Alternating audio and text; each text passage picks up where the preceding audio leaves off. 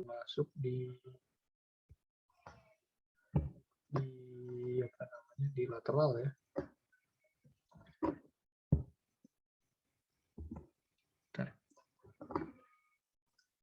Sebenarnya kalau lateral sendiri dia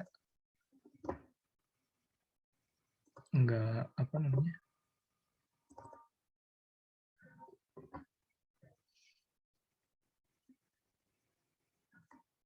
halo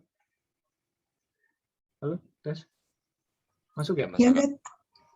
Oh, aku stop share dulu ya. Ini cuma sekilas aja sih untuk lateral. Karena kemarin katanya lateral belum dibahas. Terus, nggak usah panjang lebar. Kalau lateral sih, apa namanya? Intinya kalian harus pahamin aja tekanan lateral aktif sama pasif itu kayak gimana. Nah, paling metode yang dipakai itu Rankin ya. Nah, metode yang dipakai itu sebenarnya ada dua.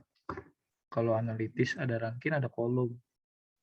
Ya banyak sih sebenarnya kalau yang baru-barunya. Cuma kalau untuk dasar ada dua, biasanya di kolom sama Rankin. Bedanya kalau di kolom dia consider terhadap strukturalnya. Jadi ada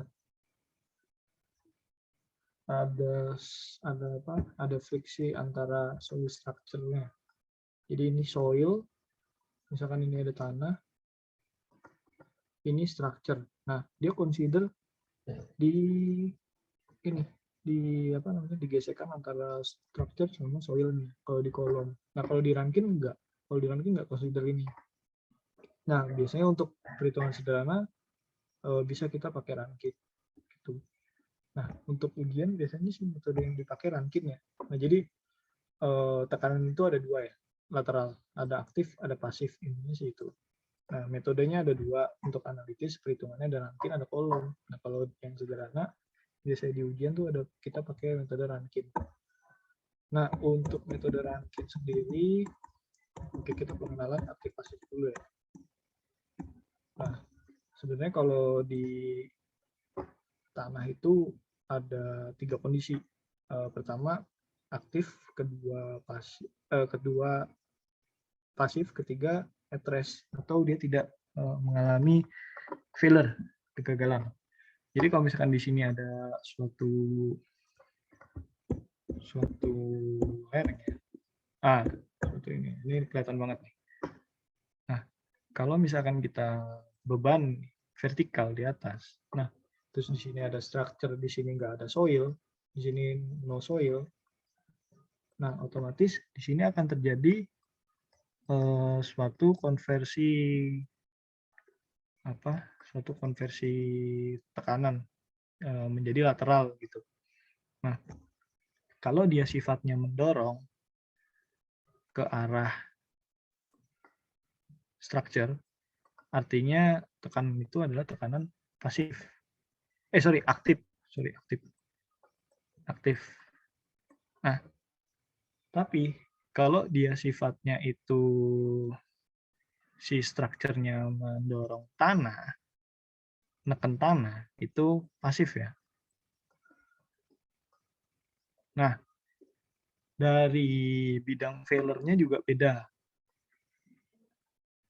Kalau kalau aktif, itu cenderung ini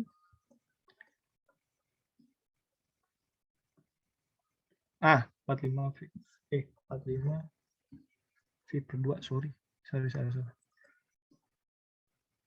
Ini 45 min V per 2. Nah, ini 45 plus V per 2. Nah, kalau aktif, sisi yang sejajar dengan pembebanan, ini sigma 1 ya.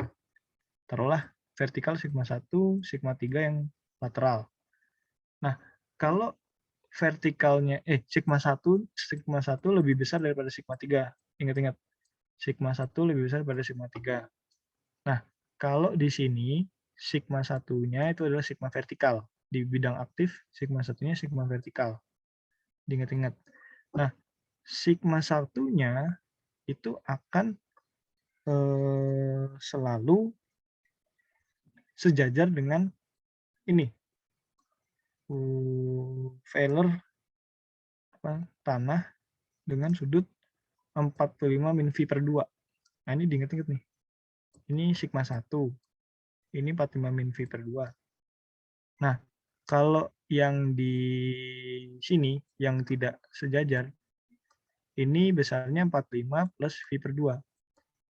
Gitu. Nah, berkebalikan dengan kondisi pasif ya, yang di sebelah kanan. Nah, kalau dia kan pergerakannya ke kanan ya kan? Di sini kan dia nggak ada yang bebanin, 0. Otomatis apa? Sigma satunya lebih besar ke arah horizontal, ya dong. Sigma 3-nya kecil, sigma 3-nya vertikal, gitu. Nah, di sini sudut yang di sini itu akan lebih kecil daripada sudut yang di sini. Ini sudut 45 min V per 2. Gitu, mekanismenya gitu. Nah, mekanisme di luar bidang ini kan ini bidang aktif ya. Ini bidang kegagalan aktif. Ini bidang kegagalan pasif. Nah, yang berada di luar area ini namanya zona at rest.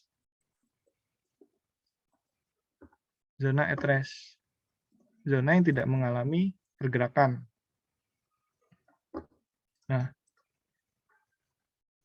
jadi aktif dan pasif itu akan bekerja kalau sudah mengalami deformasi. Ingat-ingat, aktif dan pasif itu akan bekerja kalau sudah mengalami deformasi, alias sudah terbentuk bidang longsornya. Ini. Kalau dia nggak terbentuk, berarti dia nggak muncul aktif sama pasif. Gitu. Nah ini bisa dilihat ya. Tuh, ini udah kelihatan jelas sih. Nah, yang sigma 1 selalu lebih besar. Oke. Bayangin aja kalau di yang sigma 1 itu pokoknya sigma yang mendorong aja. Nah, terus kalau ini. Kalau dia terjadi deformasi, maka dia akan terjadi aktif. Kalau expansion ya. Kalau dia terjadi compression, tekanan, dia akan terjadi pasif. Tapi untuk mencapai keadaan ultimate-nya itu sebenarnya deformasinya lama. Jadi masih kondisinya itu masih kalau misalkan ada tanah, kalian tekan terus, ini tuh belum drop dia, belum drop. Jadi lama lah, pasif itu kegagalannya lama, susah untuk jadi gagal karena compression ya. Nah, kalau aktif ini lebih cepat, deformasinya lebih kecil. Nah, di tengah-tengah ini yang tidak mengalami apa-apa itu disebut at rest. Gitu. Oke.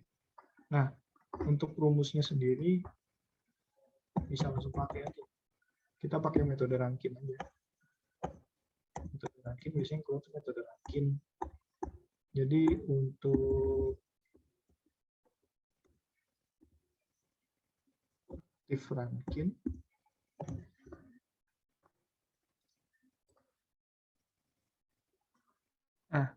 aktif Rankine itu kita bisa langsung kali aja dari ini, dari sigma vertikal dikali dengan ini, rumus ini. Nah, tan kuadrat 45 min V per 2 minus 2C tan 45 min V per 2. Nah, ini sigma A ya. Ini adalah tekanan aktif lateral. Jadi lateral, intinya sigma lateral itu perkalian antara sigma vertikal terhadap faktor K. A atau KP. KA itu K aktif atau KP. KP itu K pasif. Atau juga bisa K0. kanal itu adalah kondisi dia tidak terjadi deformasi gitu. Nah, nanti biasanya cuma di soal tuh kalian disuruh ngitung berapa sih nilai tekanan lateralnya, berapakah nilai tekanan aktifnya gitu. Biasanya cukup di situ aja sih. Nggak sampai detail. Nah, kalaupun detail, apa namanya, perhitungannya, kalian nanti disuruh untuk ngitung. Nah ini SF ini SF apa? Dinding penahan tanah.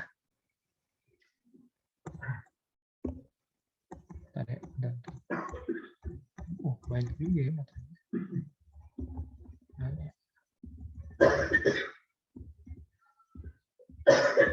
Oh tapi nggak ada sih ini. Ini cuma metode ada.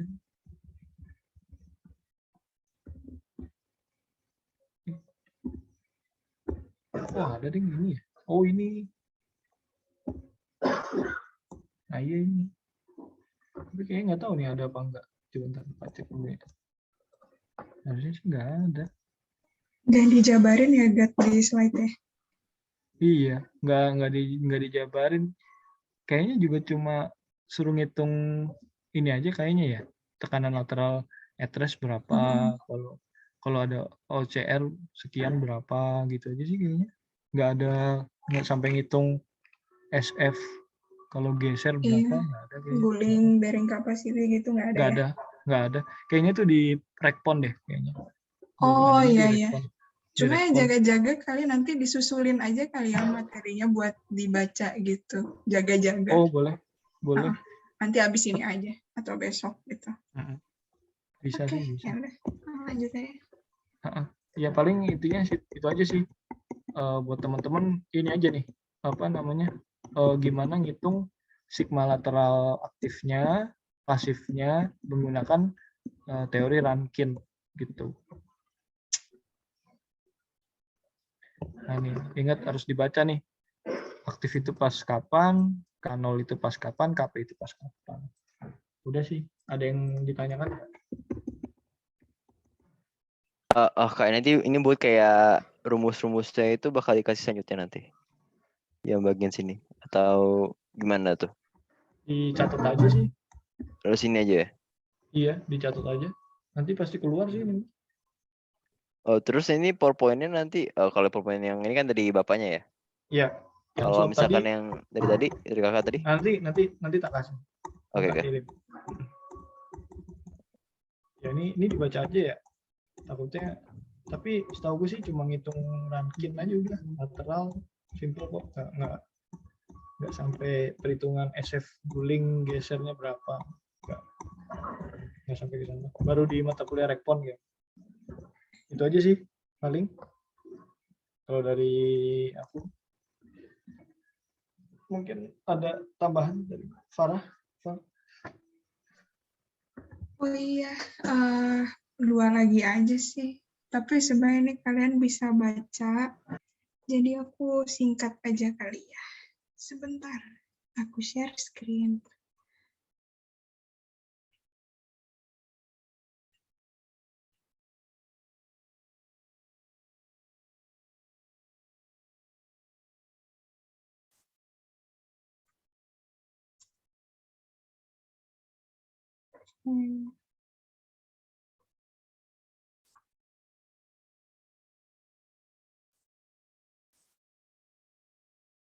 Udah kelihatan ya?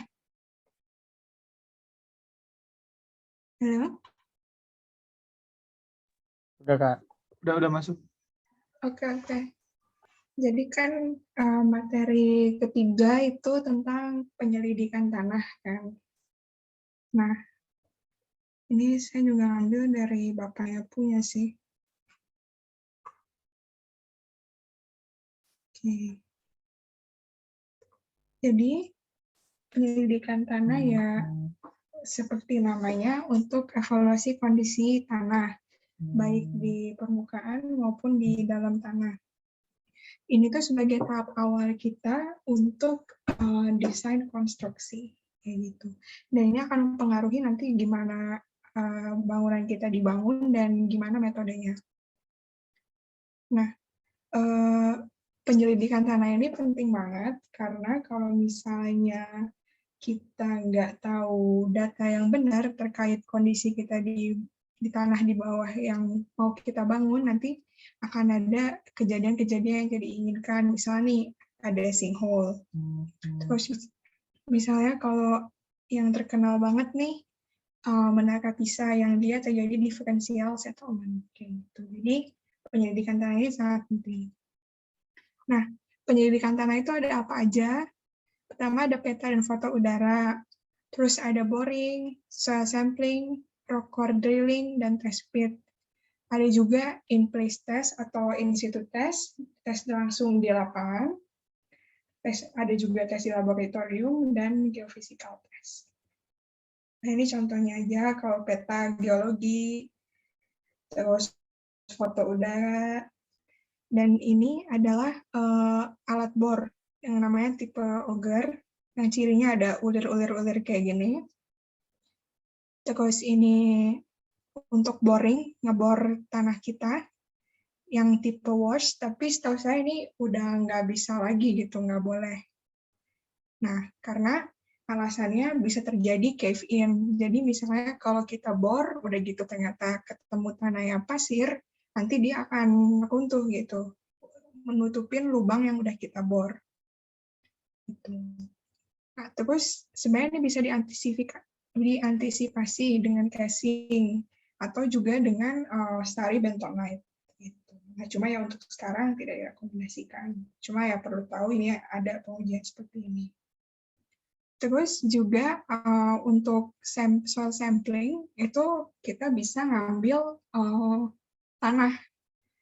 Nah, bisa sampel yang kita ambil itu disturbed atau undisturbed.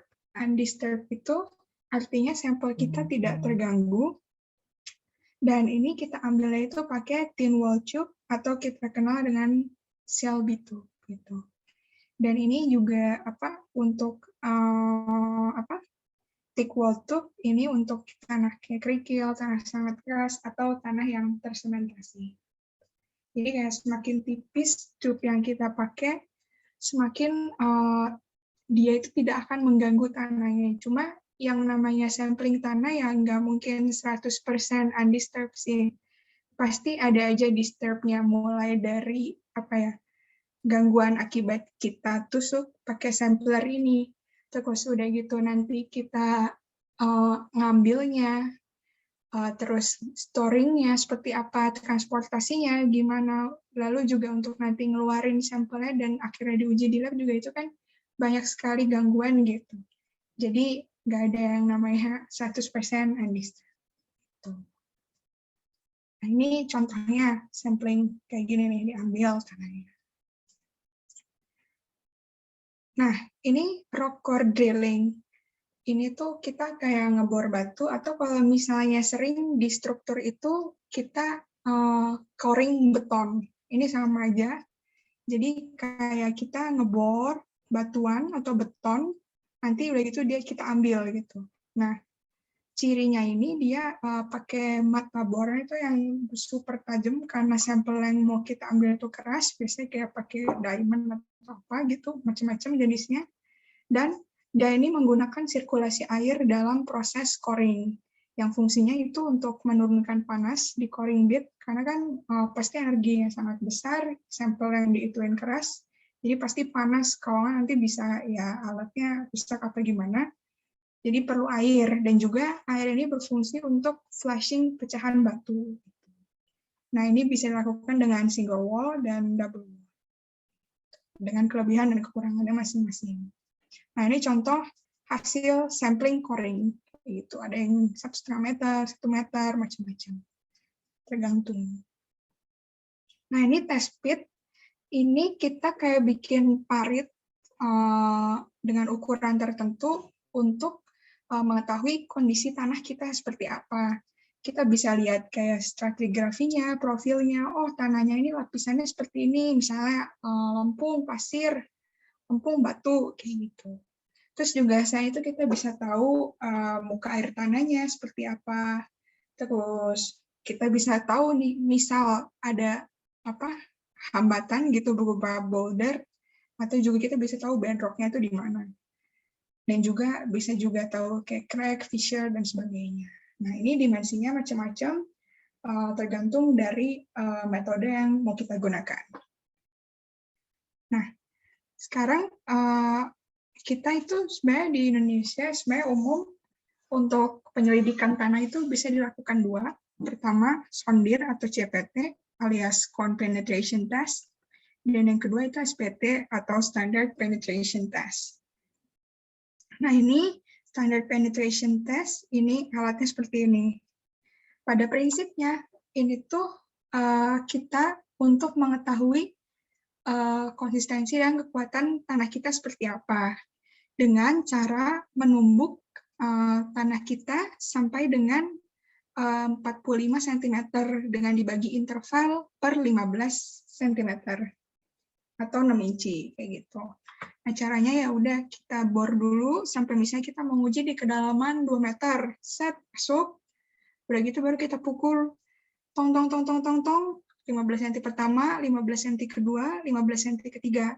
Nanti kan kita dapat tuh untuk 15 cm, setiap 15 cm itu kita perlu berapa pukulan. Nah, nilai yang diambil di SPT ini hanya 30 cm terakhir atau 2 pukulan terakhir. Misal dapat 2, 4, 5. Berarti SPT kita 4 tambah 5 atau 9. Kayak gitu. Ini hammer yang kita pakai, standarnya itu 63,5 kg dengan tinggi jatuhnya itu 76 cm. Dan kalau di Indonesia, mostly masih pada manual gitu, pakai abang-abang yang ngejatuhin si ini ya, si hammernya. Tuh, kayak gitu. Ini split spoon sampler untuk ngambil sampel kita, sampel tanah. Karena biasanya di tengah-tengah SPT suka diambil sampel untuk nanti kita uji di lab. Nah, ini macam-macam hammer, ada pin weight, donut, sama safety hammer. Nah, ini kan macam-macam tuh hammer. Nah, tapi yang standarnya itu yang dari Amerika yang ini. Makanya dengan macam-macam hammer ini nanti energi yang sampai ke rod atau batangnya itu berbeda-beda pula. Nah, kita sterilisasi lagi dengan 60% energi. Kayak gitu. Makanya ada correction factor yang sebenarnya sih hanya perbandingan energi yang nyampe terhadap energi standar 60 ini. Itu menjadi faktor-faktor seperti ini. Nah, tadi kan pokok kita udah tahu ada perbedaan hammer, terus juga ada perbedaan diameter lubang bor, perbedaan panjang si rodnya, perbedaan kita samplingnya seperti apa, dan perbedaan kedalaman kita tuh nge-SPT di berapa gitu. Nah, makanya ada faktor koreksi untuk membuat dia itu standar, karena kan namanya Standard Penetration Test. Nah, ini ada faktor-faktornya macam-macam, ada CN, CE, CB, CR, CS. Itu nanti menyesuaikan aja dengan spek SPT kita seperti apa. Dari hammernya jenis apa, terus lubang bornya, diameternya berapa, terus panjang rod kita ini berapa, dan sampling kita seperti apa. Nanti dari situ baru kita dapat nilai SPT yang terkoreksi. Nah, ini contoh bor log hasil uji SPT. Udah pada bisa lah ya bacanya. Ini tuh di sini ada, dari kiri ya. Ini kedalamannya. Terus ini biasanya jenis tanahnya seperti apa. Tapi ini tuh biasanya klasifikasi dari si bore master atau drill masternya. Kayak gitu. Dia dibantu dengan engineer-nya juga gitu. Nah, terus dari sini kedalamannya, dan di sini end value kita berapa. Contoh nih, yang pertama, kedalaman 2 sampai 2,45 karena kan kita butuh 45 cm. Nah, kita dapat nih 15 cm pertama 8, 15 cm kedua 10, 15 cm ketiga 10.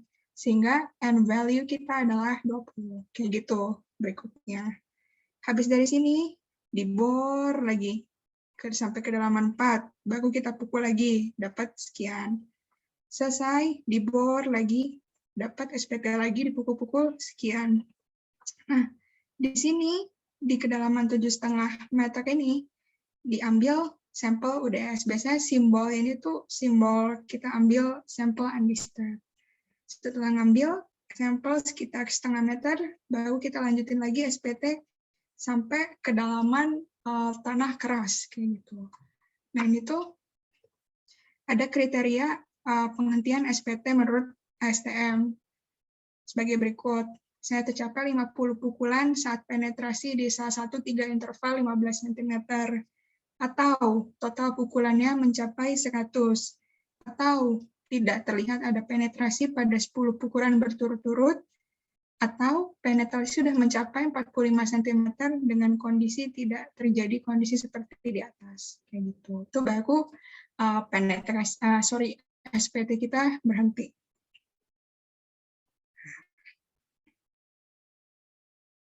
Ini simbol-simbol aja sih.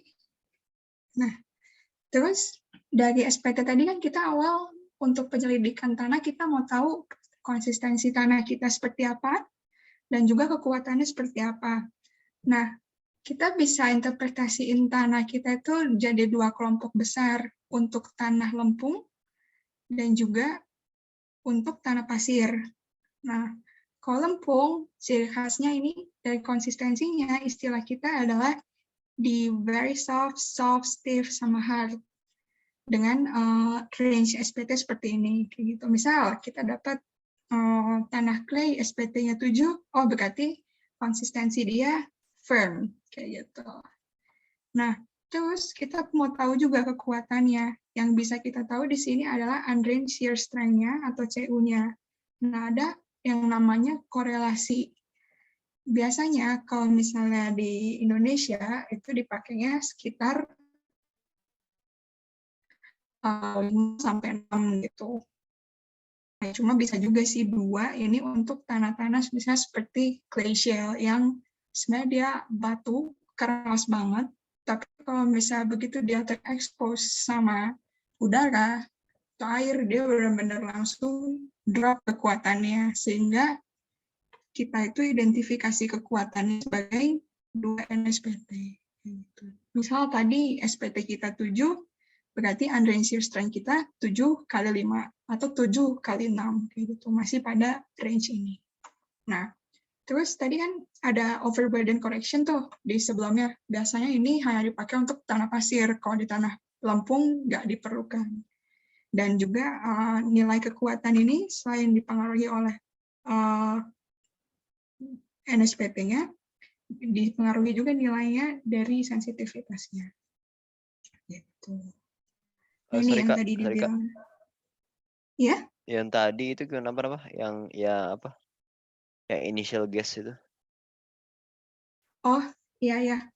Jadi kita bisa tahu kan kekuatannya tanah lempung, undrained shear strength-nya, itu kalau misalnya berdasarkan ini bisa pakai range antara 2N sampai 5N, atau kalau di Indonesia saya biasa pakai itu sampai 6N, bahkan 6N. Itu. Nah, tapi kan contoh di sini 5M. Gitu. Jadi misal kalau misalnya kita punya data tanah clay SPT 7, berarti kan di range ini nih, ya kan? Berarti kita bisa bilang dia itu sebagai firm clay dengan NSPT 7 dengan undrained shear strength, berarti berapa? 7 dikali 5 kan? Berarti 35 gitu. Atau misalnya kalau mau lebih optimis lagi, 7 kali 6, berarti 42 kPa. Gitu.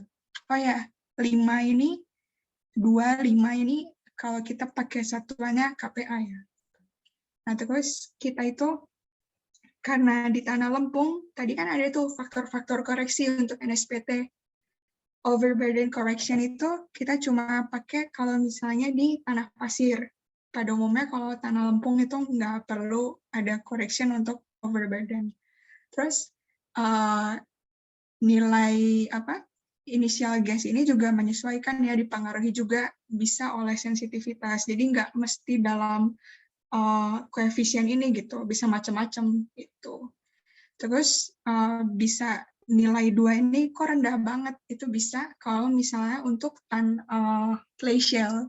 Clay shell itu sebenarnya kayak batuan yang tersusun dari clay yang semacam tersementasi, dia kayak keras banget gitu.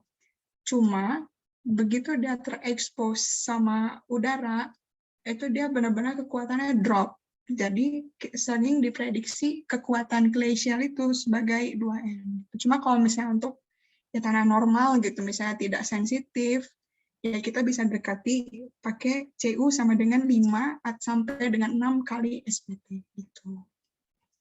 Nah ini yang sering dipakai. Tadi kan udah bilang kalau misalnya pakai 6 berarti dia satuannya itu KPA. Kalau misalnya pakai 0,6 berarti dia ton per meter persegi gitu. Ini 2 ini ya sering dipakai gitu. Ingat-ingat aja. Ini berarti asumsinya kan gravitasinya 10 ya. Gitu. Nah, ini juga ada dari Stroud and Butler.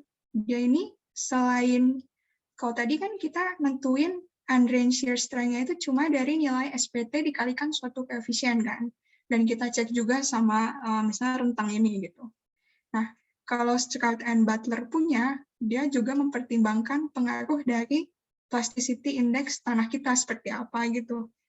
Nah, jadi misal nih kita punya tanah PI-nya itu misalnya berapa ya? Misalnya 25 gitu, set tarik ke garis ini, berarti kita pakai CU per N-nya sekitar di ya let's say 4,8. Berarti kita pakai CU-nya itu sama dengan 4,8 N kayak gitu. Jadi bisa juga dikoreksi pakai data PI. Ini lebih teliti lagi, nggak semata-mata dari nilai N gitu. Nah, ada juga sih korelasi-korelasi lain, misalnya dari Sowers seperti ini. Ini yang tadi Stroud and Butler pakai grafik ini. Nah, terus sebenarnya bisa juga untuk lebih presisi lagi, kita buat gitu korelasi sendiri atau korelasi lokal namanya. Jadi misalnya khusus untuk tanah di lapang sipil kayak gini, khusus untuk di misalnya di belakang di perpus seperti ini bisa juga gitu, atau misalnya ITB gimana, di Unpad gimana bisa. Cuma ya hati-hati karena kan ya banyak keterbatasan ilmu, keterbatasan data juga, dan ya perlu lebih teliti gitu. Jadi makanya lebih sering dipakai ya itu, ya sudahlah karena keterbatasan data ya udah 6N atau 5N, kalau misalnya ada data PI-nya baru pakai kayak gitu.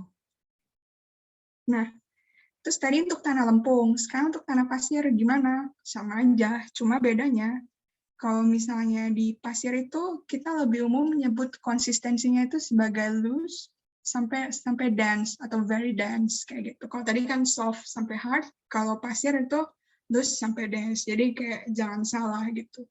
Agar kelihatan keren juga sih gitu. Nah, dari sini juga kita bisa tentukan berapa sih relative density-nya dan juga kekuatannya gitu seperti apa. Tapi kita juga bisa lebih detailin lagi apakah si pasir kita ini fine sand, medium sand, atau coarse sand kayak gitu. Nah, kalau tadi kan kalau karena lempung dia dominan kekuatannya di cohesion-nya. Sementara kalau di pasir ini kekuatan dia dominan di sudut geser dalamnya atau V-nya gitu. Nah, tapi ada catatan. Karena kan kadang kita temu pasir tuh nggak benar-benar pasir gitu ya. Kadang ada pasir kelempungan atau clay sand atau ada gravel-gravelnya sedikit. Kalau misalnya nemu kayak gitu ya kita reduksi 5 untuk clay sand dan ditambah aja 5 untuk gravel sand. Ini by practice seperti itu. Nah ini juga selain korelasi tadi yang dari tabel ini, bisa juga pakai rumus dari PEC gitu. Tinggal masukin aja gitu. Nilai V-nya dalam derajat sekian gitu. Bisa juga dari Osaki, ada dari Dunham, dari Meyerhof, atau ya samalah pokoknya macam-macam gitu. Bisa dipilih. Itu. Nah, sekarang gimana sih apa gitu kelebihan dan kelemahan SPT? Kalau kelebihannya dia cepat, tesnya terus mudah gitu karena udah banyak yang familiar dan umum juga kan di Indonesia. Terus cukup murah dan cocok untuk banyak tanah. Terus udah banyak korelasi NSPT dengan berbagai properti tanah gitu. Udah banyak yang meneliti. Dan juga dia dengan uji SPT itu kita bisa ambil sampel untuk tes lab dan observasi kayak tadi kan di tengah-tengahnya itu kita bisa ekstrak sampel UDS-nya gitu. Nah cuma ini kelemahan utamanya datanya tuh nggak kontinu. Jadi meskipun kalau misalnya kita lihat tadi dia ini kayak kesambung gitu kan. Nih kesambung pakai garis-garis-garis. Jangan terkecoh gitu karena sebenarnya nggak nyambung gitu datanya, kita nggak bisa prediksi kalau di sini 20, di sini 19, tengah-tengahnya belum tentu juga jadi 18 karena kan ini datanya discrete gitu, nggak kontinu gitu. Ini segini, ini segini, ini segini dengan interval biasanya 2 meter. Nah itu jadi kelemahan SPT, datanya nggak kontinu. Terus nggak bagus kalau misalnya tengahnya itu ada cobble atau boulder gitu, ada batu gitu. Karena nanti dikiranya udah sampai bedrock gitu, karena kan ketemunya batu tuh, dan ya alatnya juga nggak bisa nembus gitu. Udah gitu, yang terakhir dia itu butuh koreksi. Tadi kan ada faktor macam-macam. Nah, terus yang kedua yang umum di Indonesia nih, nggak ada pertanyaan kan? Lanjut aja ya. Lanjut, Kak. Oke. Ya udah, ini yang kedua, cone penetration test atau tes sondir. Cuma nih alatnya canggih banget ya gitu. Ini di luar negeri gitu. Cuma yang perlu kita tahu di sondir itu ada cone, ada ujungnya nih cone, ujung, ada si sleeve-nya gitu, selimutnya. Nah, secara umum ada 2 sondir itu. Pertama mechanical, yang kedua electrical. Nah ini mechanical CPT, ilustrasinya ya dia kayak dipukul juga, masuk gitu. Dan nanti ada kebaca, ada 2 hal yang kebaca. Ada tahanan konus ya, pada saat pengukuran pertama, dan juga ada tahanan friksi dan konus pada saat pengukuran kedua. Gitu. Dimana perbandingan friksi sama tahanan konus atau tahanan ujung tuh bisa jadi suatu nilai yang namanya tuh friction ratio yang dinyatakan dalam persen. Nah ini detailnya aja, alatnya kayak gini. Nah terus dia itu masuknya, standarnya rate-nya itu 20 mm per second. Jadi kecepatan masuknya tuh segitu, 20 mm per second. Nah, ini awal-awal gitu yang nemuin orangnya. Nah, terus ini tahanan konus bisa dibaca aja, intinya dia kayak cuma berapa tahanan tanah terhadap si penetrasi si ujungnya ini gitu. Dan friksi itu berapa tahanan selimut di sepanjang tanah di sepanjang selimut konus, sepanjang selimut sleeve-nya ini saat dilakukan penetrasi itu. Nah, dalam si CPT ini output-nya juga sama. Kita perlu mengetahui kekuatan tanah dan juga kita bisa tahu jenis tanahnya seperti apa. Nah, untuk identifikasi jenis tanahnya itu kita bisa pakai ada yang namanya itu soil behavior type. Ini itu sebenarnya cuma kita plot dari nilai friction ratio yang tadi itu perbandingan friksi sama tahanan ujung konus sama si cone resistant tahanan ujung konus yang dinormalisasi sama tekanan atmosfer kayak gitu. Nah, nanti kita plot itu misalnya di sini, terus ini di sini, jatuhnya di yang mana gitu, SBT yang mana gitu. Nah, ini kita bisa lihat di sini, misalnya jatuh di berapa nih, misalnya di 6, oh berarti tanah kita tuh jenisnya pasir gitu, antara clean sand to silty sand. Nah, tapi kan masih agak agak ambigu gitu. Soalnya rentangnya lumayan gitu, clean sand to silty sand. Nah, kita bisa detailin lagi pakai yang namanya IC ini, faktor IC. Cara ngitungnya ya sama, tinggal masukin rumus aja. Kita ini tahanan ujung konus yang udah terkoreksi, rumusnya tadi ada di depan, tinggal masukin aja, sama nilai friction ratio, kayak gitu. Sama rumusnya di depan yang cuma perbandingan friction sama tahanan ujung konus. Nah, kita masukin, nanti dapatnya berapa? Oh, misal kita dapat 1,4 gitu. Berarti kan di sini nih, oh berarti tanah kita tuh masuknya clean sand. Tapi kalau misalnya udah lebih dekat ke 2, oh berarti dia masuknya silty sand. Kayak gitu seterusnya. Itu. Ini tuh namanya SBT ya, dari Robertson tahun 2010. Nah, ini contoh laporan untuk sondir.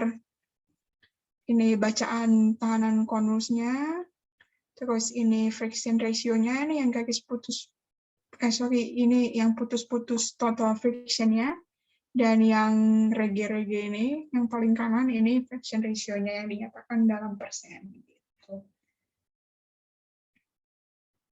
Nah, terus bacaan ini tuh biasanya per 20 cm, dan kita bisa lihat gitu dari karakter pembacaannya, karena dia memang nembus tanah, terus gitu kan, artinya datanya itu cenderung lebih kontinu gitu, kontinu datanya.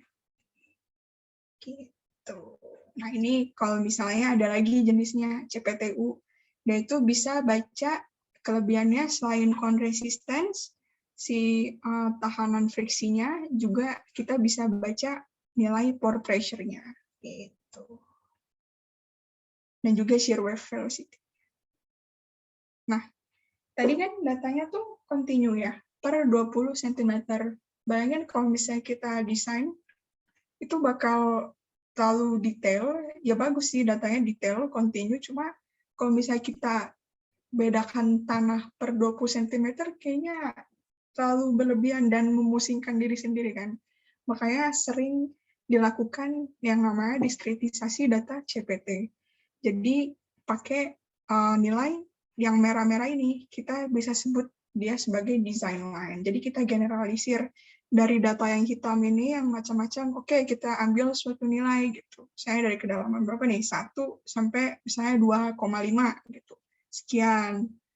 Untuk 2,5 sampai 3,5 sekian. Nanti untuk 3,5 sampai 4 sekian, kayak gitu. Ini untuk keperluan desain. Nah, sama dari data sondir pun kita bisa tentukan kekuatan tanah lempung kita seperti apa. Untuk tanah lempung bisa, untuk tanah pasir bisa, kayak gitu. Ini bisa dari sini nih, kita berdasarkan QC-nya, alias si tahanan ujungnya, dalam satuan MPa ya, ingat. Jadi kalau misalnya bacaan kalian bukan dalam MPa, di-convert dulu gitu. Baru kita bisa pakai tabel ini. Misalnya kalau nilainya QC kita 0,3, ya udah berarti ambil aja tengah-tengah sini. Atau bisa juga, ini pun sama gitu, QC-nya sekian, si relative density-nya sekian, si V-nya sekian gitu. Tapi bisa juga lebih detail dan lebih umum dipakai, itu kita tentukan nilai undrained shear strength tanah lempung kita pakai rumus ini, QC per 20. Ini tuh dalam MPa rumusnya, seingatku, dalam MPa. Nah, untuk apa? Selain untuk undrained shear strength, kita juga bisa tentuin si OCR-nya, pakai nilai QC kita juga dan overburden-nya, kayak gitu. Pokoknya ini korelasi aja sih, sama aja semuanya. Bisa pakai yang mana aja, cuma kalau saya pribadi lebih sering pakai yang QC per 20 tadi. Gitu. Ini untuk V-nya, untuk tanah pasir, bisa juga pakai rumus ini dari Richery et al. 2002. Kayak gitu. Nah, kita juga bisa gitu ngomongin nilai CPT sama SPT melalui grafik ini. Nah, sekarang apa sih kelebihan sama kelemahan CPT? Kalau misalnya kelebihannya tadi kan, of course, bedanya dari SPT, dia datanya continue. sehingga dia reliable dan repeatable. Dan juga nggak perlu borehole gitu. Jadi ya udah tusuk aja masuk langsung terus sampai tanah yang keras. Nah cuma dan ini sama kelemahannya nggak bisa nembus gravel sama cobble. Dan setahu saya tuh nggak resistensi alat itu lebih lemah gitu. Jadi kadang kedalamannya lebih pendek dan lebih terbatas dibandingkan dengan SPT. Dan karena konsekuensi dari continuity datanya, kita nggak bisa sampling kayak gitu. Kecuali ya mungkin ngebor lagi, baru nge-extract sampel lagi gitu. Cuma kan biasanya sudah berhenti di tanah keras ya, jadi nggak bisa juga, susah gitu. Agak susah. Jadi lebih umum sampling itu dilakukan bareng dengan SPT. Nah, ada juga, sampai sini lanjut ya, atau ada yang bingung? Easy ya.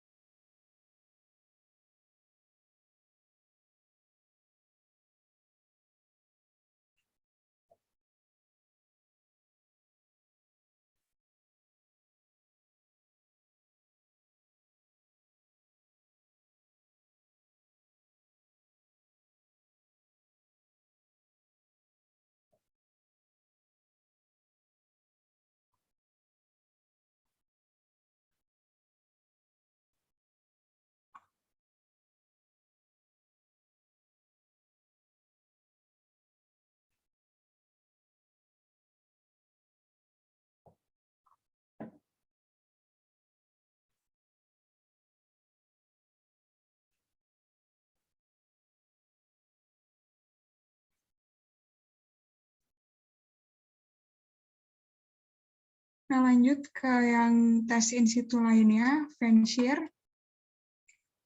Ini sebenarnya sama untuk tentuin undrained shear strength-nya juga.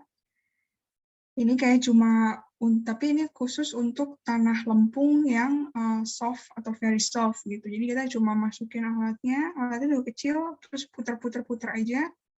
Nah, dari sini kita dapat bacaan kayak gini. Terus kita bisa nentuin undrained shear strength-nya pakai rumus ini, di mana T-nya adalah ini, sisanya adalah cuma properti dari Fanshear-nya.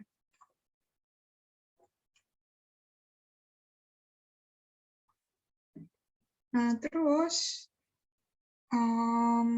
ini pressure meter, sama juga untuk nentuin SU.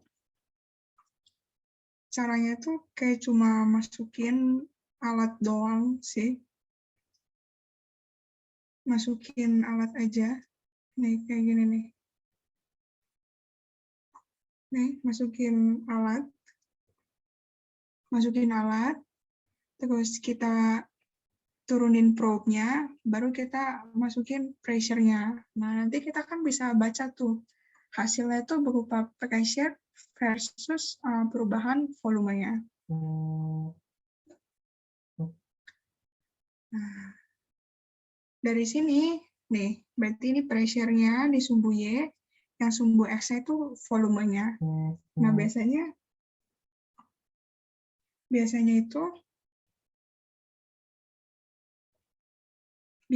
kita harus nentuin inisial volume-nya, terus volume finalnya, pressure finalnya juga, sama limitnya. Cuma limitnya ini terjadi saat asimptotik gitu. Nah, ini kuncinya cuma kita cari bagian yang linear aja, jadi kayak ngebentuk garis lurus kayak gitu. Awal dari bengkok, nah mulai ke akan garis lurus, itu berarti dia initial volume sama initial pressure, terus akhir dari dia akhir garis lurus sebelum dia belok itu merupakan final volume dan pressure volume-nya.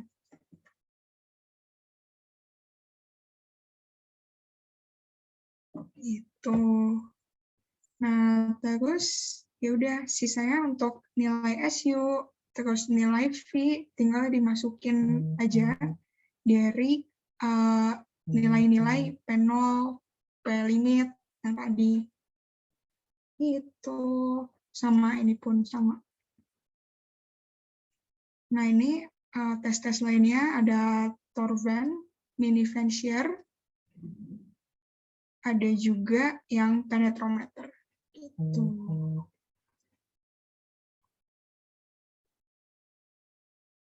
Lanjut ya.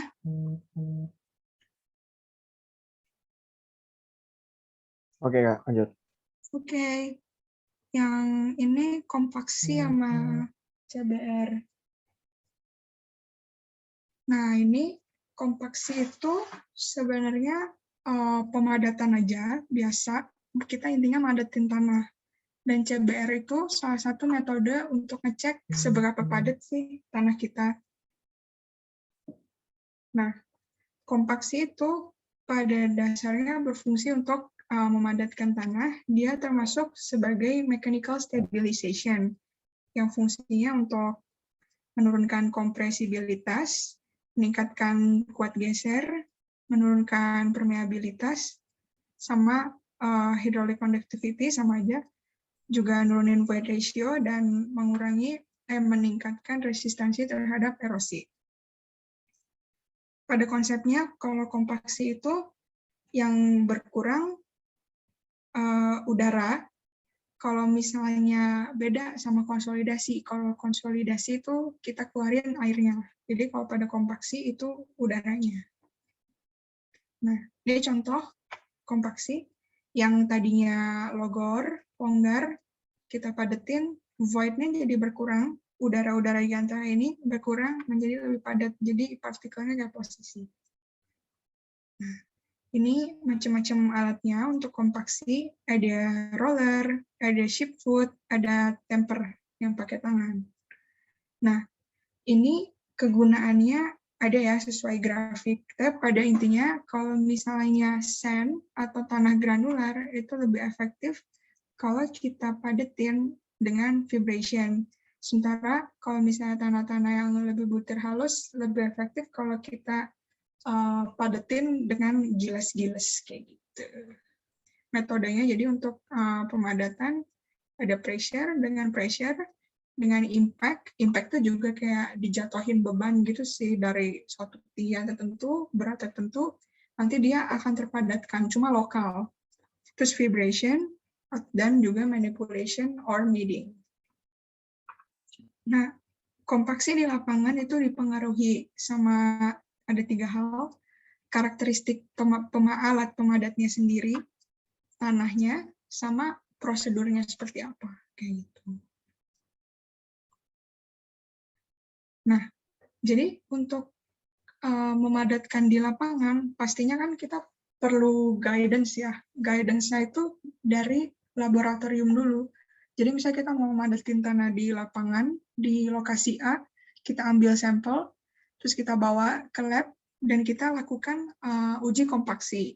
Bisa pakai standar Proctor ataupun modified Proctor. Cuma untuk sekarang udah harus modified setauku. Jadi bukan 3 layer lagi, tapi 5 layer. Gitu.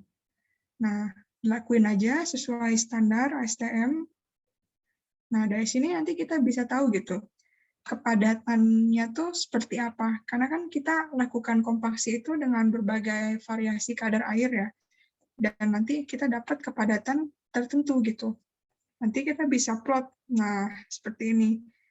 Dry unit weight-nya, maksimum dry unit weight-nya seperti apa gitu. Di kadar air sekian. Output-nya nanti adalah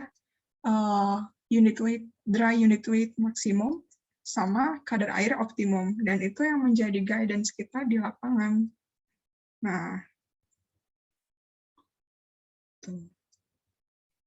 Nah, terus berdasarkan karakteristik pemadatannya, kita bisa tentuin gitu tanah kita tuh apa jenisnya, bisa dibaca juga dari situ. Dan ini untuk pasir, biasanya umum dinyatakan dalam relative density-nya diperhitungkan seperti ini. Terus kalau misalnya di lapangan itu nanti ada requirement minimumnya gitu. Misal harus mencapai kepadatan 95% dari gamma dry maksimum di laboratorium kayak gitu. Nanti di pelaksanaannya ya harus seperti itu gitu, dengan guidance-nya itu targetnya gamma dry maksimum dari lab dan juga kadar air optimum di lab sebagai untuk pelaksanaannya. Nah, ini sebagai ada nama parameter namanya relative compaction. Ini yang menunjukkan seberapa padat sih tanah kita, keberhasilan tanah kita di lapangan. Dengan cara ngitungnya ya gampang aja, cuma perbandingan gamma dry maksimum di lapangan yang berhasil dicapai sama dibandingkan sama gamma dry dari lab. Ini rumus lainnya aja. Bisa juga dari sini. Untuk pasir. Nah, ini paling gitu aja sih ini. Ya kalau misalnya di kadar air kurang dari W optimum, berarti kayak gini. Kalau misalnya lebih besar dari W optimum, paling kayak gini. Nah ini kontrol di lapangan ya untuk ngecek gamma dry di maksimum yang ada di lapangan kayak gitu. Hasil kompaksi kita tuh seperti apa sih? Bisa pakai sencon, bisa pakai ini nih ngegali lubang isi air atau minyak, atau juga pakai ini nih yang silinder ini. Tapi ini masuknya ke destructive test karena kan berarti tanah yang kita padetin dibolongin lagi gitu. Nah ini juga bisa pakai nuclear density test. Nah tapi yang jadi fokus di sini itu CBR. Nah ini tuh sebenarnya kayak sebuah metode yang ditemukan di Amerika, kayak di dinas transportasinya gitu. Jadi intinya kita itu bandingin kepadatan tanah di lapangan yang kita pakai, yang kita capai terhadap batu limestone yang ada di California gitu. Nah, dia ini bisa unsoaked, kayak terendam, ataupun unsoaked, kayak gitu. Nah, ketentuannya ada di ASTM, kalau misalnya pengen baca-baca aja. Dan syaratnya ini dia dilakukan penetrasi dengan kecepatan 0,05 inci per menit. Nah, biasanya kita mau tahu nilainya itu di CBR 0,1 inch dan di 0,2 inch. Nah, ini contoh nih, contoh hasil bacaan penetrasi. Kita plot kayak gini. Gitu. Nah, jadi nanti tuh kan kita tahu tahanan tanah kita saat dipenetrasi sekian itu berapa PSI. Nanti kita bandingin nilainya terhadap pada saat 0,1 inci terhadap tahanan si California limestone ini. Untuk 0,1 inci itu 1000 PSI, kalau 0,2 inci itu 1500 PSI. Dan pada umumnya kalau misalnya CBR di 0,1 itu lebih tinggi dibandingkan dengan 0,2. Tapi kalau misalnya ternyata nggak kayak gitu, diulang lagi tesnya, dan kalau misalnya masih hasilnya lebih tinggi dari itu, ya udah diambil nilai itu gitu. Nah, CBR ini dinyatakan dalam persen. Dan bisa juga dikoreksi, tapi ini hanya untuk koreksi alatnya sih, untuk proven ring sama dial gauge. Bisa juga CBR itu di lab, bisa juga di lapangan. Metodenya kalau ya bisa dilihat sendiri kayak gini aja. Nah, selain pakai cara tadi nih, pakai alat gitu, bisa juga kita pakai DCP atau Dynamic Cone Penetration Test. Ini kayak cuma ngelepasin hammer, manual juga caranya, ngelepasin hammer sampai ke dari titik atas ini ke bawah, ditumbuk mirip SPT, tapi bukan juga gitu loh. Nanti kita ukur gitu, setiap tumbukan nanti turunnya ini berapa gitu. Nanti dari situ kita bisa identifikasi juga CBR kita dinilai berapa. Jadi bisa langsung nih kayak gini, ataupun pakai korelasi dari DCP. Gitu. Udah deh, selesai. Nah, paling untuk ini untuk apa? Jenis masing-masing tanah, standarnya biasanya gitu ya, CBR-nya itu sekian. Nah, cuma kalau misalnya untuk beberapa project, misalnya kalau di jalan gitu, subgrade ya minimal 6% gitu. Tapi ada juga yang menyarankan lebih gitu, macam-macam. Ada yang cuma nyaratin 4%. Kayak gitu deh. Udah selesai. Oke, ada yang mau ditanya? Atau udah cukup?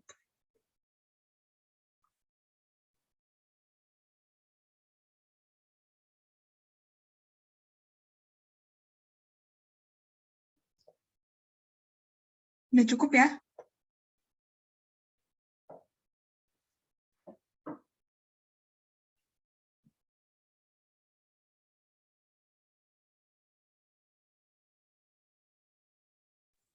Iya Kak, Oke, ya udah. Nanti kalau misalnya ada bingung bisa PM aja. Selamat istirahat.